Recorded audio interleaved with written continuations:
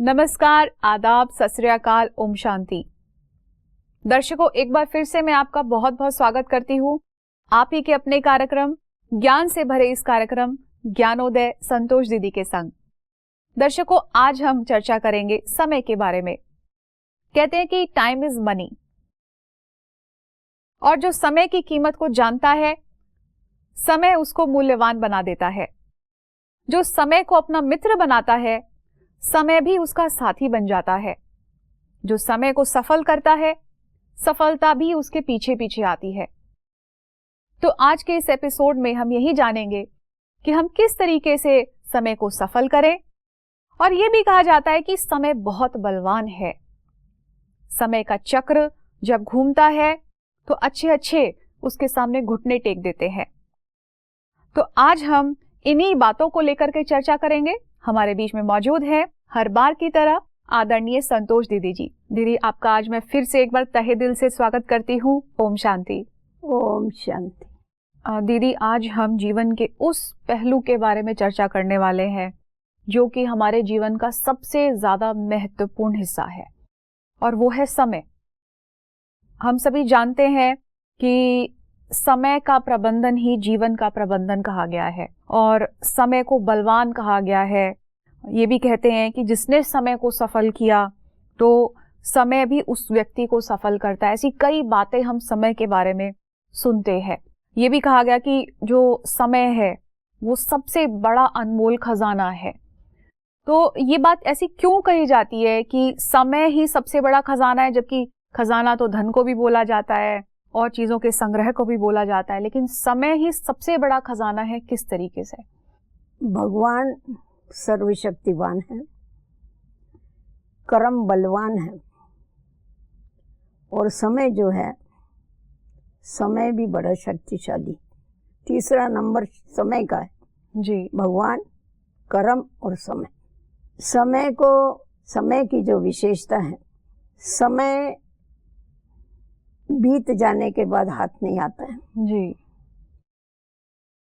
कहा जाता है गया हुआ समय फिर वापस नहीं आता है। इसको बड़ा खजाना इसीलिए कहते हैं क्योंकि और खजाने आप संग्रह कर सकते, जैसा धन है, उसके बाद पदार्थ है, गुण है, शक्तियां हैं, इन सभी का संग्रह होता है, परंतु समय का संग्रह नहीं होता है। समय आता है और चला जाता है जी। वो किसी के लिए कभी भी ठहरता नहीं है। गीत गाते समय का पंछी उड़ता जाए, उड़ता ही जाता है, उड़ता जाता है, कभी थकता नहीं। तो समय ऐसा बलवान है, कभी कोई कार्य नहीं सिद्ध होता है तो कहा जाता है ठीक है, समय आप ही कराएगा जी। क्योंकि समय में वो शक्ति है, वो कार्य आप ही हो जाता है। सफल होता है या असफल होता है वो बात अलग है, परंतु समय के अनुसार आप ही हो जाता है। एक तो समय का संग्रह नहीं कर सकते हैं, इसीलिए उसको बलवान कहते हैं। दूसरा, समय को कोई पकड़ के नहीं रख सकता है जी। उसके पीछे भाग नहीं सकता है, उसको पकड़ नहीं सकता है, वो चलता ही रहता है समय। अपने समय को जानने वाला, पहचानने वाला जो है, वो समय को अच्छी रीत यूज करके और उसको सफल कर सकता है। ये बड़ी बात होती है। जी जी जी। दीदी, ये जो आपने कहा कि समय बहुत बलवान है, और ये सच में हम कहते हैं कि उसका समय आने दो तब पता चल जाएगा। समय बड़ा बलवान है, समय बहुत पावरफुल है। समय के सामने तो अच्छे अच्छे घुटने टेक देते हैं, समय के सामने कोई भी टिक नहीं सकता है। तो ये जो बात कही जाती है कि समय बलवान है, तो किस तरीके से बलवान हो जाता है? क्योंकि अक्सर करके लोग इस चीज को भूल जाते हैं कि समय भी बलवान है। कई बार वो ऐसे गलत काम भी कर जाता है, लोग उसको समझाते भी हैं कि भाई गलत काम नहीं करो, समय आने पर सब कुछ, समय तुम्हें सारी पिक्चर दिखा देगा, लेकिन वो उस चीज को डोंट केयर कर देता है कि नहीं। तो अब ऐसे में समय बलवान है, किस तरीके से बात लोगों को सिद्ध की जाए? आज हम लोगों को आध्यात्मिक ज्ञान देते हैं और उनको हम कहते हैं कि आप अपने समय को सफल करो, समय को आप अच्छे कार्य में लगाओ, क्योंकि समय बीतता जा रहा है। जी। समय रुकने वाला नहीं है, समय बीतता जा रहा है। घड़ी की टिक टिक होती है तो समय दिन प्रतिदिन हमारे जीवन का कम होता जा रहा है। वो चेतावनी देती है हमारे को घड़ी कि हे मानव, तू अज्ञान की नींद से जाग और जो करना है सो अभी करो। तो लोग समझते हैं क्या होने वाला है, कुछ नहीं होता है। हम कहते हैं देखो ऐसा समय आएगा जो आप चाहते हुए भी अच्छा कार्य कोई नहीं कर सकेगा। तो वो ऐसा समझते थे, ये लोग ऐसा ही बोलते रहते हैं हमेशा, शेर आया शेर आया। शेर तो आता नहीं है। अभी आप देखो अचानक ये कोरोना आया, तो ये समय ने सिखाया या नहीं सिखाया लोगों को? बिल्कुल सिखाया। लोगों के अंदर वैराग आया नहीं आया? बिल्कुल। अभी हम देखते हैं लोगों के अंदर एक आध्यात्मिकता की रुचि जाग गई है। जी जी जी। अभी समझते हैं कि ये हमारे जीवन में बहुत जरूरी है। पहले जो हम इतना मेहनत करते थे, समझाते थे, उनको समझ में नहीं आता था जी। तो हम नहीं समझा सके उनको, ईश्वरीय ज्ञान उनको उनकी बुद्धि में नहीं बिठा सके। समय ने उनको बिठा दिया बुद्धि। जी जी जी।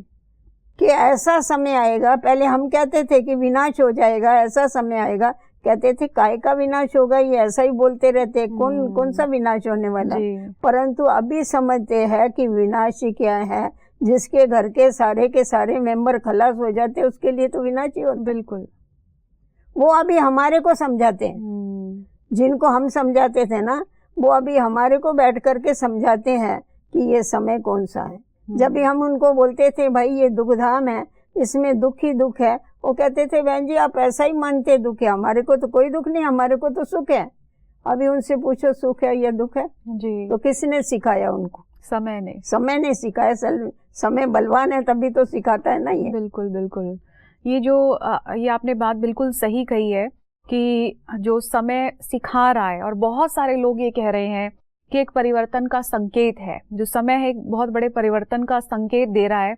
ये बात हम चाहे सोशल मीडिया पे भी सुन रहे हैं, टीवी चैनल्स पे भी सुन रहे हैं, बहुत सारे ज्योतिष जो हैं साइंटिफिकली इस बात को कह रहे हैं कि युग परिवर्तन का संकेत है, और कई लोग इस चीज को मान भी रहे हैं। ऐसे में जो ये समय की पुकार चल रही है, ऐसे में व्यक्ति अपने समय को किस तरीके से सफल कर सकते हैं जबकि हालातें इस तरीके से बिगड़ती जा रही हैं? समय को सफल करने के लिए हमारे को परमात्मा ने बताया है कि समय को कैसा सफल किया जाए। समय को आप पुण्य में परिवर्तन कर डालो। जैसा देखो धन है, पैसा है, हमेशा कहा जाता है लक्ष्मी बड़ी चंचल है, किसी के हाथ में टिकती नहीं है जी। पैसा होगा तो खर्चते रहते हैं, तो लोग उसका परिवर्तन करते हैं। कोई जेवरात ले लेगा, कोई मकान ले लेगा, मतलब कोई ऐसी अचल संपत्तियां ले लेते हैं, समझते हैं कि ये आई वेला में काम आएगी, कभी जरूरत पड़ेगी, परिवर्तन कर देते हैं उसको टिकाने के लिए, ये चंचल हमारे हाथ से भाग के नहीं जावे जी। तो उसी प्रकार ये जो समय चलता रहता है, जाता रहता है, इसको सफल करने की परमात्मा ने हमें ये युक्ति बताई है कि आप अपना समय पुण्य कर्म में लगाइए। तो आप जब भी पुण्य कर्म में अपना समय लगाएंगे, आपका वो पुण्य कर्म का फल जो है वो जमा हो जाएगा। पुण्य कर्म का फल क्या है? पुण्य कर्म का फल है सुख, शांति और संपत्ति। तो पुण्य कौन सा है? औरों के ऊपर उपकार करना, पर उपकार करना, सर्व को मदद करना, सर्व को सही रास्ता बताना, औरों की आत्म उन्नति करना, दुखियों का दुख दूर करना, सर्व को सुख देना। ये जब भी हम ऐसे पुण्य कर्म अपने जमा करते हैं, तो जितना समय मैंने पुण्य कर्म जमा किया तो मेरा समय क्या हो गया? सफल हो गया ना। जी जी। मेरा समय सफल हुआ और वो समय मेरा पुण्य कर्म में परिवर्तित हो गया। समय मेरा पुण्य कर्म में परिवर्तित हो गया, और वो परिवर्तित हुआ पुण्य जो है वो सिर्फ यहाँ ही मुझे सुख नहीं देता है, वो मेरे साथ में चलता है जी।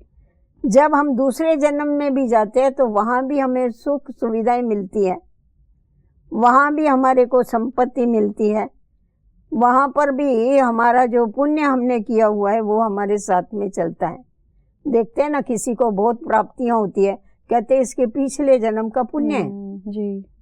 तो पुण्य और पाप ये दोनों साथ में चलते हैं ना। जी जी जी जी। तो एक हो गया पुण्य को, एक हो गया समय को पुण्य में परिवर्तन करना, और दूसरा हो गया समय को पाप में परिवर्तन करना। तो जो समय की कदर को नहीं जानते हैं, जो देह के अभिमान में रह करके, विकारों के अधीन होके, काम क्रोध लोभ मोह के अधीन होकर के जो उल्टे कर्म करते हैं, उनका समय पाप में परिवर्तन होता है। और वो जो पाप का फल है, पाप का फल क्या है? दुख, अशांति, अप्राप्तियां। तो वो जो है वो उसके साथ में चलता है, सिर्फ यहाँ ही नहीं परंतु दूसरे जन्मों में भी उसके साथ में चलता। आज हम देखते हैं ना, किसी के पास बेचारा बहुत गरीब है या उसको बहुत तकलीफ है, हम कहते हैं देखो इसके पिछले जन्म के पता नहीं क्या पाप कर्म। जी। बेचारा अंधा है, लूला है, लंगड़ा है, इसका क्या पिछले जन्म के पाप कर्म। तो उसका समय किस में परिवर्तन हो गया? पाप में परिवर्तन हो गया। जी। तो उससे उसको दुख अशांति मिली, और सिर्फ उसको नहीं मिलती है परंतु उसका असर तो सारे परिवार के ऊपर होता है। जी जी जी। उसका असर तो समाज के ऊपर होता है, वातावरण के ऊपर होता है। तो समय को कैसा सफल किया जावे, ये परमात्मा ने हमें आके बताया कि आपको समय को पुण्य में परिवर्तित करके रखना है। जी। आपको समय को वेस्ट नहीं करना है, आपको समय को गंवाना नहीं है। समय को गंवाना माना अपने जीवन को नष्ट करना। इसीलिए कहते हैं ना, जो समय को नष्ट करता है उसको समय एक दिन नष्ट कर डालता है। तो इसीलिए समय की कदर करो, अर्थात कि आप उस समय को सफल करते जाओ। तो जो आत्मा अभिमानी बनते हैं, औरों को भी बैठ करके, क्योंकि उनको ये समझ है कि हम सब एक ही पिता की संतान हैं, इसीलिए वो सर्व के ऊपर उपकार करना जानते हैं, सर्व को सही रास्ता बताते हैं, औरों को सुखी करते हैं। तो उसका रिएक्शन उनको क्या मिलता है? सुख मिलता है। तो उनका समय सफल हो गया। जी। और जिन्होंने उल्टे कर्म किए उनका समय क्या हो गया? असफल हो गया। जी, दुख में कन्वर्ट हो जाता है। दुख में कन्वर्ट हो गया उनका। दुख में कन्वर्ट हो गया उनका, सुख में कन्वर्ट हो गया। एक जन्म के लिए नहीं, परमात्मा हमको 21 जन्मों के लिए अपने समय को सुखमय बनाने का रास्ता बताता है। जी जी। किस समय पर हम जो पुण्य कर्म करते हैं, अनेक आत्माओं को ईश्वरीय संदेश देते हैं, उन आत्माओं को दुखों से छुड़ाते हैं, तो ये हमारे को इसकी प्रारब्ध जो है वो 21 जन्मों के लिए मिलती है। जी। तो हमारा समय जो है वो क्या हो गया? हमारे साथ पुण्य के रूप में चला। जी। पुण्य आत्मा बन जाती। इसमें एक ये भी है कि एक तो हमारा भी फायदा हो रहा है, दूसरे को भी हम फायदा पहुंचा रहे हैं और दूसरे के जीवन को भी ऊपर उठा रहे हैं। तो मुझे लगता है कि प्रेजेंट टाइम के अंदर, यदि आपने जो इतना अच्छी बात बताई है कि हम अपने समय को किस तरीके से अपने ही सुख में कन्वर्ट कर सकते हैं, जब हम दूसरों को ऐसे टाइम में मदद दें, कोई दुखी है उसको उसका सहारा बने, मेंटली जो आजकल इतना अपसेट माहौल चल रहा है, तो ऐसे में दूसरों को शांति दें। तो इससे आपने बताया कि हम प्रेजेंट ही नहीं बल्कि फ्यूचर में भी हमारा बहुत कुछ ऐड हो जाता है। एक चीज़ और है इसमें, ये बहुत सारे लोग जो प्रेजेंट टाइम को देख भी रहे हैं क्या हालातें चल रही है, लेकिन फिर भी इग्नोर करके चल रहे हैं, डोंट केयर होके चल रहे हैं कि खाओ पियो मौज करो। अभी तक वही लाइफस्टाइल उनका चल रहा है। समझदार व्यक्ति तो नो डाउट अपने आप को चेंज भी कर रहे हैं, आध्यात्मिकता से भी जुड़ रहे हैं, लेकिन वो व्यक्ति जो डोंट केयर करके चल रहे हैं, तो ऐसे लोगों के बारे में आप क्या कहेंगे कि कुंभकर्ण की नींद से वो कैसे जागे? कुंभकर्ण की नींद से कैसे जाए? जी। उनको हमारा काम है हिला हिला के जगाना, ज्ञान का डोज दे के जगाना। जी। परमात्मा पिता हम बच्चों को बताते हैं। आपको मालूम है, कुंभकर्ण की कहानी में बताते, कुंभकर्ण 6 मास सोता था। जी। उसको जगाने के लिए कितनी तकलीफ किया उसने, रावण ने ढोल लगाए, सब ढोल लगाए, तमाशे लगाए, सब कुछ किया, कुछ भी नहीं हुआ। पर फिर क्या हुआ? उसके बाद उसको 36 प्रकार के जब पकवान उसके सामने आए तो क्या हो गया? वो नींद में से जागा या नहीं जागा? बिल्कुल जागा। तो वैसे ही जो कुंभकर्ण है ना, ज्ञान की नींद में सोई हुई है। अगर उनको ईश्वरीय प्रसाद, ईश्वर की याद में रह करके उनको प्रसाद खिलाते तो उठ जाते हो। जी जी जी जी। अन्न का मन के ऊपर असर होता है जी, जरूर होता है। इसीलिए अपने इस ईश्वरीय विश्वविद्यालय में ये खास बताया जाता है कि जो भी माताएं बहनें हैं वो जब भोजन पकाती है तो ईश्वरीय याद में रह करके पकाओ, तो क्या हो जाएगा, वो जो भोजन है वो सात्विक भोजन और पावरफुल भोजन बन जाएगा। जो खाएगा उसकी ये अज्ञानता दूर हो जाएगी। तो हमारे पास हम देखते हैं जो भी माताएं बहनें आती हैं, भले उनके परिवार के नहीं भी आते हैं, पहले उनको अपोजिशन करते, क्या जरूरत है, इतना जल्दी तुम इधर जा रहे हैं, इतना जल्दी तुम्हारे अंदर ये वैराग वृत्ति आ रही है, क्या करते हैं। परंतु जैसा जैसा वो उनको ईश्वरीय याद का भोजन खिलाते हैं ना, तो उनके अंदर भी वो परिवर्तन होता है और वो भी अपना मन को क्या करते, बदली कर डालते। जी जी जी जी। तो अज्ञान की नींद में से उठ सकते हैं वो लोग। जी जी जी। और लोग ये समझते हैं, देखो कोई क्रोध करता है तो उसका असर किसके ऊपर होता है, खुद पे भी होता है, सब पर भी आ जाता है। सबके ऊपर तो पीछे होगा। हाँ, पहले स्वयं पर सबसे ज्यादा। पहले तो उसका ब्लड प्रेशर चढ़ेगा, हाँ उसका चेहरा लाल हो जाएगा। जी जी जी। उसकी धड़कन बढ़ जाएगी जी। उसकी अशांति बढ़ जाएगी। बिल्कुल। और जब वो शांत हो जाएगा तो फिर क्या हो जाएगा, वापस उसका सब नॉर्मल हो जाएगा। जी। तो वास्तव में देखा जावे तो आत्मा का स्वधर्म शांति है। तो आत्मा का जो स्वधर्म शांति है ना, वो शांति में टिकना चाहती है, उस सुख में टिकना चाहती है। लोग उसको बाहर ढूंढ रहे हैं, परंतु इन विषय विकारों को छोड़ करके अगर अपने स्वधर्म में टिक जाते हैं तो उससे हमारा जो जीवन है वो खुद का भी सुखी होता है, खुद का भी शांत होता है, हम औरों को भी शांत कर सकते हैं, वातावरण को भी शांत कर सकते हैं। ऐसा। जी जी जी। एक चीज़ इसमें जो मैं पूछना जरूर चाहूँगी कि आज का जो समय चल रहा है, सभी जैसे मैंने जिक्र भी किया कि सभी कह रहे हैं कि ये परिवर्तन का संकेत है। कई लोग इस समय एक चीज़ बोलते हैं कि हे ईश्वर, ये आपने क्या कर दिया, ये सब क्यों ले आए आप, ये इतनी बीमारी आ गई, ये सब ईश्वर पर दोषारोपण करते हैं कई लोग कि ये ईश्वर की लीला चल रही है, ईश्वर ये कर रहा है, वो कर रहा है, ऐसा समय वही लेकर के आया है। तो ऐसे में लोग क्योंकि मैं निजी तौर पर ये समझती हूँ कि शायद ईश्वर ऐसा कभी नहीं करेगा। ऐसे लोगों को कैसे ये बात समझे जो उनके मन से ये बात वॉश आउट हो कि ये तो समय जो आया है ज़रूर हमारे ही कोई ऐसे कर्मों का परिणाम लेकर के आया है, ये ईश्वर की कोई लीला नहीं चल रही है। क्योंकि बहुत लोग कह रहे हैं कि ईश्वर, हे ईश्वर, इस बीमारी के कारण हमारे घर को देखो क्या कर दिया आपने, हमारे घर से इतने सदस्य चले गए, इतनों की मृत्यु हो गई। तो ये सारा दोष जो है आजकल मेजॉरिटी लोग जो है जिनको शायद समझ नहीं है इस चीज़ की, तो ईश्वर पर दे रहे हैं। तो कैसे वो चीज़, ये संकल्प उनके माइंड से वॉश आउट हो? देखो ऐसा है, ईश्वर को दुख हरता सुख करता कहा जाता है जी। वो दुखों को दूर करने वाला है, दुख देने वाला नहीं। उसको अगर वो दुख देने वाला है तो उसको याद क्यों करते दुख में? जी। परंतु कहा जाता है दुख में सिमरन सब करे, सुख में करे न कोई। मनुष्य को जब थोड़ा बहुत सुख मिल जाता है, भौतिक सुख, तो ईश्वर को भूल जाते हैं। तो ईश्वर को भूल जाते हैं तो फिर दुख फील होता है उनको। अभी तुमने प्रकृति को इतना तंग किया है, प्रकृति को इतना पीड़ा है, प्रकृति को इतना निचोड़ा है, हाँ, कितना प्रकृति को तंग किया है मनुष्य ने, तो प्रकृति उसका बदला लेगी या नहीं बदलेगी? अभी ऐसा होता है किसी व्यक्ति को आप बहुत तंग करेंगे ना, आखिर वो जरूर बदला लेता है। तो अभी ये ईश्वर नहीं कर रहा है, ये प्रकृति बदला ले रही है, क्योंकि ये कर्म क्षेत्र है। जो तुमने किया है तुम्हारे सामने आने वाला है। तुमने प्रकृति को तंग किया, अब ये प्रकृति तुमको तंग करती है। तुम प्रकृति को तंग नहीं करो। तो परमात्मा पिता हम बच्चों को कहता है कि ये जो प्रकृति है, ये प्रकृति तो मैंने सतो प्रधान बनाई। आप देखेंगे सतयुग त्रेता में प्रकृति सतो प्रधान थी, वहां पर प्रकृति दासी थी, वहां पर ऑर्डर में सब कुछ चलता था।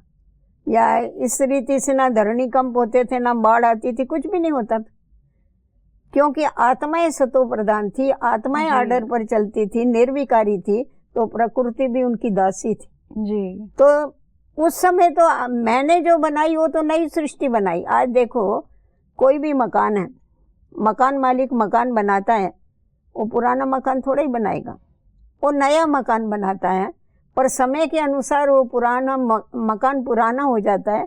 तो आप मकान मालिक को ये नहीं बोल सकते कि तूने ऐसा पुराना मकान क्यों बनाया, तेरा ही दोष है। जी जी।